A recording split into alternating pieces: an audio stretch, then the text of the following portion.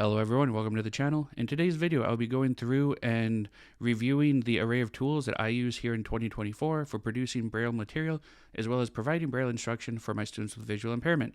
I'll do my best to highlight some of the pros and cons of each of these tools, and then show how they relate to one another. If you're looking for more information, I will have a series of videos that will take each of these tools individually and break them down and do a more in-depth review. So I hope that you get something out of this video, and if you're interested in more information, feel free to go take a look at those other videos afterwards. But let's go ahead and jump over and start taking a look at our tools. Let's start off by taking a look at the tools that I use for producing physical Braille material for my students, and then we'll move into our digital displays after that.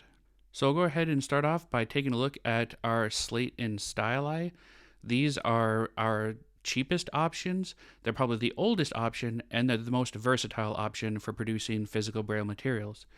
The Pocket Slate here is probably the oldest tool used for manufacturing Braille material. It has the ability to work on both a full sheet of paper by clamping it down and then gradually moving it down. And it's also really versatile for producing Braille labels or doing note cards or sticky notes or anything that's kind of smaller that you may not want to put in something like a full page slate. This is a super versatile tool. It's also really nice that you can get a little handy dandy carrying case to put it in that also has a little pouch to put a stylus in, so you can take it on the go, take it anywhere you need to. In my experience, the Pocket Slate has the ability to braille on more materials than it's really intended to if you have a kind of softer touch or you're very careful on what you do. So you can really put Braille on anything. Obviously, Braille paper and Braille labels are a little bit thicker and they're designed to hold that Braille dot a little bit better. But for students wanting to just be able to pass notes back and forth or put little labels on something, this works absolutely amazing. There is a wide array of styli out there. The wishbone style is my personal favorite, but a lot of people will like the peg style. There are some other ones that are actually like reversible so that it'll put the tip back into it for protection for on-the-go travel. Kind of, you name it, it's probably out there, and you can always have them custom made if you're looking for something that you can't find. So it's absolutely amazing little tool. I really like the wishbone because I'm able to lock my fingers over it, and in my experience, I have a lot more sensation and control where I can push my dots in and then I can read and feel what I'm doing with this style by having my fingertip on the backside. But once again, that's my personal preference. Most of the time when I'm producing Braille material, I really do go to the full page slate. Because you can put an entire page in and do it all at once, so it's a little bit more convenient than having to keep realigning with the 4-row. And this is probably my favorite tool, and it's only like $25 to $50, I believe, for this. One of the biggest applications that I use this for and why it really comes at the top of my list on favorite tools is for producing math and tactile sheets for my students. A lot of math problems are spatially aligned, so you may have row over row over row and then have to put an answer below. You can obviously do that on something like a Perkins Brailler, but it's a little bit harder to make sure that those rows are aligned properly, and the students have to then be able to read over the top of the machine and then make sure that the clicker, whatever it is you want to call it, that puts their answer in place is aligned properly. Where this, they can go through, use the stylus, and actually read the dots that you've put in for the question, and then they can put their answer right below it. The other really handy thing with having a Slate and Stylus is because you're having to invert your columns because you're working from right to left instead of left to right.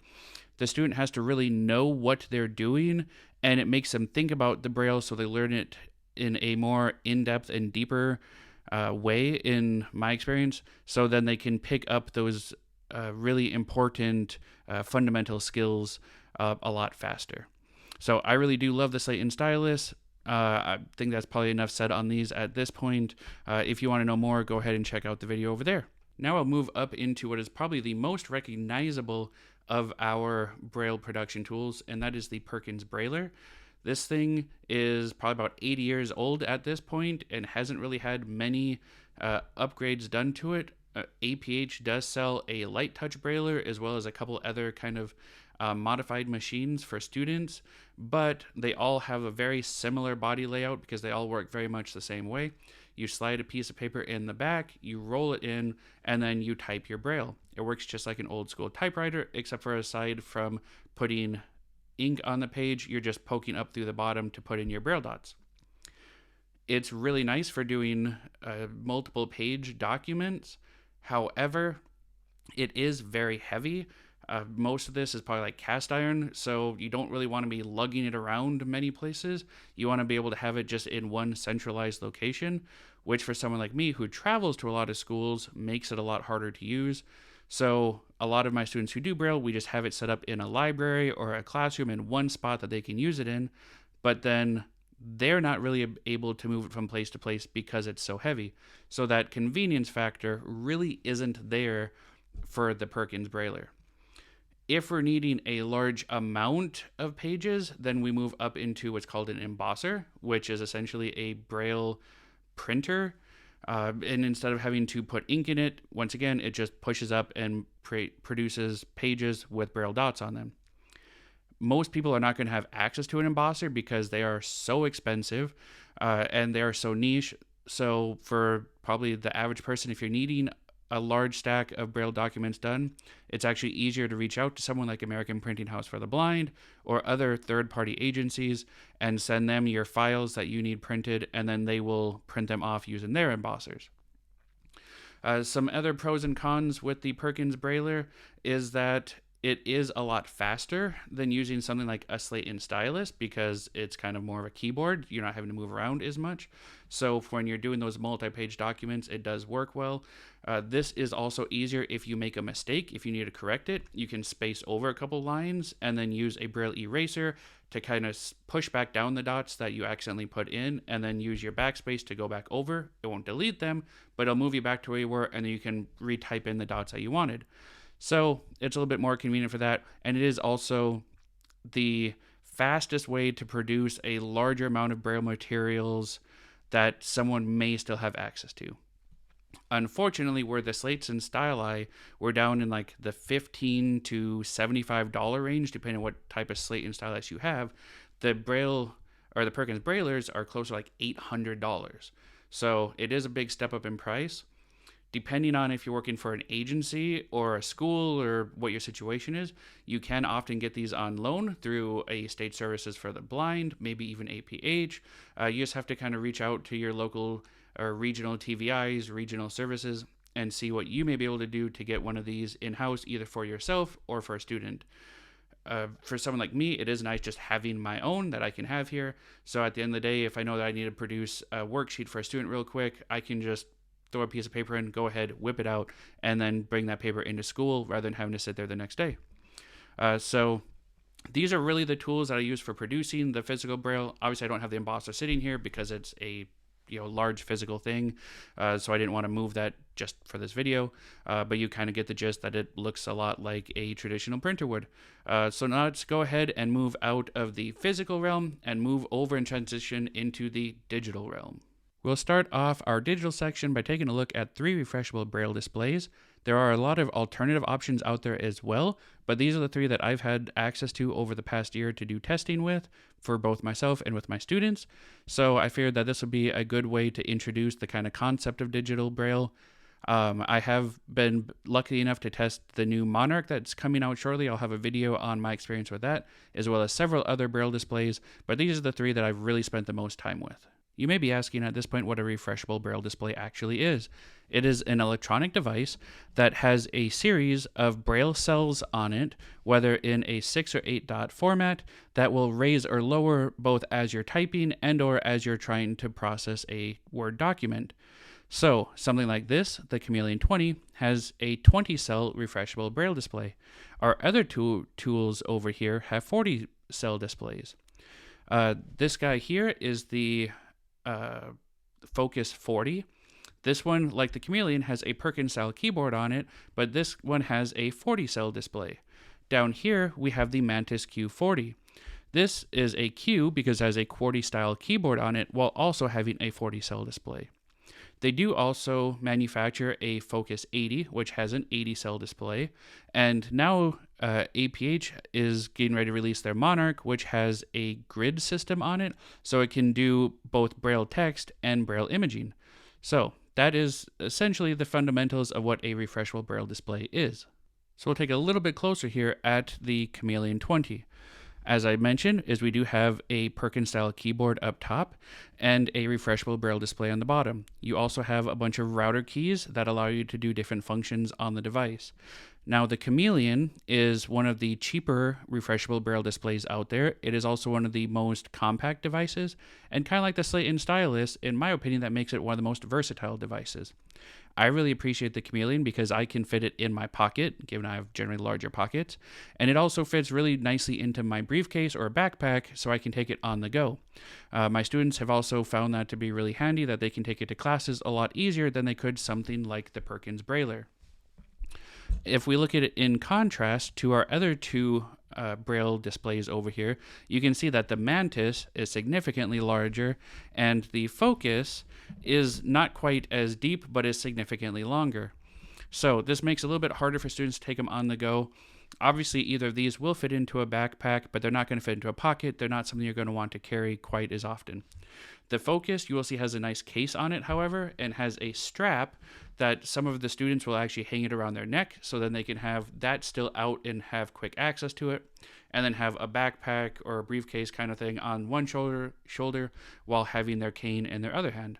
So in my experience, the Chameleon is the most portable of them, while the Focus here is probably the second, and the Q40 is probably the least portable of the three. One of the other advantages that the Chameleon has going for it is its price tag. The Chameleon comes in at right around $1,700. This may sound like a lot, but it's really not when you start looking at accessible devices. For example, if we look at it in relation to the Q40 sitting next to it, it comes in at almost $1,000 cheaper because the Q40 starts at just over $2,600. And then if we jump up to the Focus 40, we are now at over twice the price of the Chameleon, coming in at $3,600 on the Focus 40. The Focus 80, even though it's double the size, comes in at almost 3 times the price of the Focus 40, coming out between $9,000 and $10,000. And the Monarch that I mentioned earlier is coming in at close to or above $20,000. So accessible devices really are expensive, so having something that's as portable and versatile as a Chameleon at only at $1,700 price tag really can be a game changer. And it can also be the ability for multiple students to have a device where if you're purchasing just one of the big specialty devices means that only one student will have access. One of the other benefits that these devices have going for them is you can often pick them up on quota funds, or you can pick them up on loan from either APH or a state agency. So you may not have to purchase it out of pocket, your agency may not have to purchase it out of pocket, and you'll still have the ability to use them with your students. So I've spent a lot of time hyping up the Chameleon, but let's go ahead and start taking a little bit closer look at the Mantis and Focus and see some of the features that they have that kind of justifies why they cost so much more than the Chameleon. The Mantis over here has the QWERTY style keyboard on it. This means that it's a lot easier to get someone to start practicing and start using Braille who's never used it in the past because they're bringing over their experience and knowledge of how to type on a traditional keyboard while still producing Braille material. This is also really beneficial for working with people who still have some vision remaining and may be able to take advantage of it while still also needing the benefit of learning Braille or being able to kind of bounce back and forth between the two mediums. A QWERTY style keyboard will also generally type significantly faster than a Perkins style will. So when you're trying to produce a longer document, it's a little bit easier to do that over here on the Mantis than it is on something like the Chameleon or the Focus. I have seen a lot of more kind of professional level people using the Mantis. I generally do try and stay away from it when working with students, unless it's someone who needs the ability to work back and forth a little bit easier, because I believe in the full immersion process. So similar to if you're trying to learn Spanish, if you go to Spain, if you go to Mexico, you go to somewhere that only speaks Spanish, then you're going to learn it a lot more than just taking that 1 hour lesson a week. Well, having a device that has a Perkins style keyboard on it, like the Chameleon or the Focus, means that they're going to have to learn Braille a whole lot faster. So that's one pro and one big con for the Mantis is depending on who you are in your situation, you may really benefit from having the QWERTY keyboard, or you may actually benefit more by going with a device that has a Perkins style keyboard. So now as we move up and start looking at the Focus 40, you're probably wondering once again, why is it twice the price of the Chameleon and $1,000 more than the Mantis? Well, in my opinion, and with my experience, as limited as it may be, the Focus is a lot more of a specialized premium tool. One of the big drawbacks that you'll probably see here on the Chameleon is when I try and put my hands on to type, now given I have larger hands, is they fit, but I'm a lot more crowded on it. Where if I come over to something like the Focus, I can sit at a much more comfortable position on it. My fingers can be spread out. So I can type more comfortably, which means I can type a lot longer. It also means I can type faster, and I can type a lot more accurately on it. So you get that more premium or luxury feel to it. Having this 40-cell refreshable Braille display also means that you can read a whole lot smoother on it, and you can generally read between 1.5 to 2 times faster than you can having to keep tabbing down with a 20-cell display. In my opinion, for whatever that's worth, the Focus also works a lot better at scrolling down lines than the Chameleon or the Mantis do. I don't know if it's fully just because with the Chameleon it's only 20, so you have to shift a whole lot more. But even in comparison to the Mantis, the Focus seems to just tab down easier, and I think it's because it has just a toggle switch rather than having to kind of router key it. But that's just kind of a personal preference. So for me, the Focus really is a more premium device. So if you're looking for something where it's just for you, or even when you're looking at something for, say, a college student or an older high school level student that needs a more robust device for working with textbooks, working for novels, anything like that, producing long documents, that price tag may be scary, but the Focus 40 really is a justifiable tool. So the last thing that I want to touch on real quick with our Braille displays is the fact that not only are they amazing tools on their own, but all of them have the ability to pair to other electronic devices. Back here we have the iPad that I generally use for both myself professionally and for working with my students. They can also pair to a smartphone or to a computer. By pairing these to these other electronic devices really does open up not only a world of possibilities for themselves, but for me as a teacher, opens up a whole new realm of accessibility options for my students to use Braille when I'm not around. By having it paired to something like an iPad, they are able to type in Braille and have it pop up on their Braille display.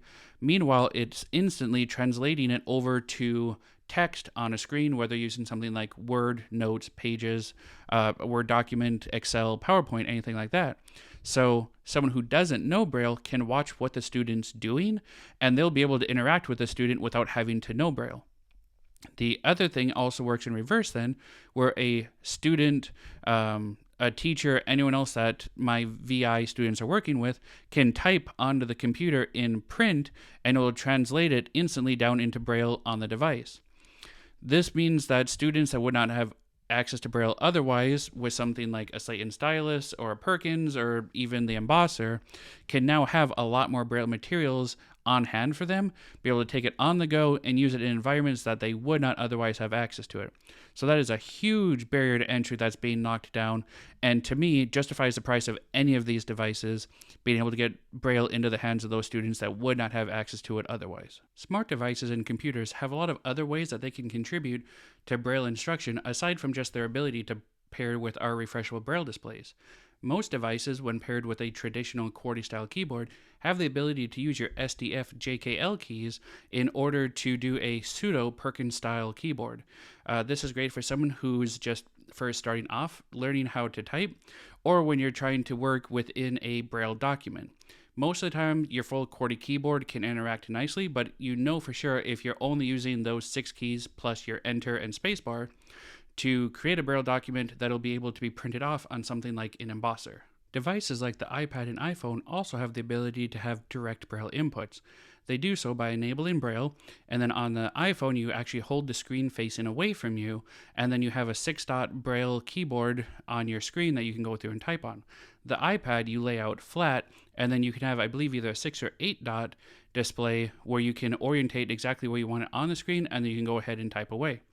I don't have a lot of experience. I have dabbled a little bit with it, but I have seen individuals who use it on a regular basis and really do enjoy the ability to type directly on the screen. I definitely do have my preferences on how I produce Braille or how I interact with it, but I'm not going to tell someone that they can't do it the way that they like to.